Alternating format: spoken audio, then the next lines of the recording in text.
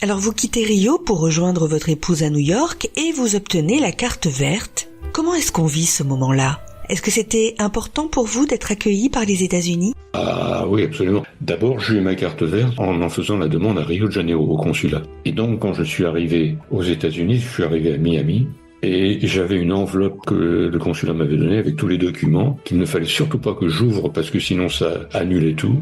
Et arrivé à l'aéroport avec l'enveloppe et de dire à l'agent de l'immigration, voici mon enveloppe, et il me met dans une petite salle, il me dit attendez ici, j'attends patiemment, et 2 heures plus tard, je sors de là avec ma carte verte. Et là, c'est un énorme pas en avant dans ma vie. D'abord, je l'ai fait tout seul, sans avocat. C'est quelque chose que j'ai demandé. C'est quelque chose que j'ai réussi à faire. Et puis finalement, d'arriver ici et je suis chez moi, j'ai pas le droit de vote en tant que carte verte. Mais tout le reste, je peux aller vivre où je veux dans le pays. Je peux travailler dans n'importe quelle profession ou pas. C'est une grande responsabilité pour l'avenir. Il y en a qui l'ont par la loterie. Il y a une loterie, oui, tous les ans, il y a à peu près 50 000 immigrants. Vous pouvez faire, vous, sur l'Internet, la demande tous les ans. Et il y a des gens qui l'ont eu comme ça. J'en ai connu 2 ou 3. C'est une plume dans le chapeau. Et ensuite, 5 ans plus tard, de faire la demande de citoyenneté.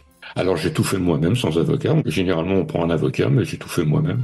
Et ça m'a pris 3 mois. Il y a une sorte de fluidité dans votre parcours, comme si, à chaque fois, vous étiez au bon endroit au bon moment, et que tout convergeait à vous exaucer, en fait. J'ai toujours pensé qu'il y avait je voudrais pas dire une aide divine, j'en sais rien de ça, mais il y avait quelque chose quelque part qui me guidait pour me mettre là où il fallait, quand il le fallait.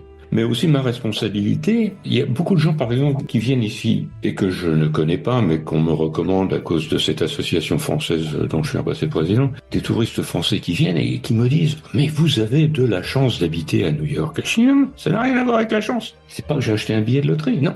J'ai voulu, j'ai fait, j'ai survécu, je suis toujours ici et personne ne m'a jamais rien donné. Ça n'a rien à voir avec la chance. Il faut le vouloir.